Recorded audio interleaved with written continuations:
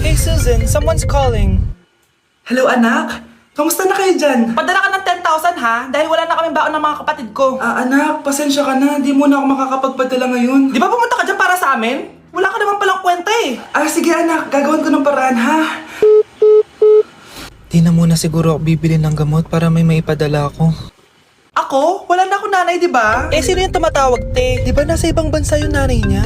Ano naman gusto mo? Hello anak, buti naman sinagot mo na. Nagpadala pala ako sa inyo ng mga kapatid mo. Baon niyo yun tapos pampagawa na rin ng bahay. Okay. Ikaw na bahala dun ha. I love you. So ayun na nga. Hello Mars? Mars, alam mo ba, yung anak mo, lasing umuwi kagabi. May kasama pang lalaki. Baka ibang babae yun Mars ha. Hindi naman ganun yung anak ko. Sure ka ba talaga, Mars, na yung mga perang pinapadala mo napupunta talaga sa baon at bahay nyo? O ano? Nakapagpadala ka na ba ng pera? Oo anak, nagpadala na ako kanina. Dagdagan mo ah, marami kaming bayarin ngayon. Anak, matanong ko lang, saan mo ginagastos yung mga pinapadala ko? Babe, ano ba? Oh babe, shot ka pa. Ano to, Scarlett, ha? Dito lang ba napupunta yung mga pinapadala ko sa'yo, ha? Mga alak at vape na yan? Ba't umuwi ka pa? Nagpakahirap ako sa ibang bansa para sa inyo ng mga kapatid mo.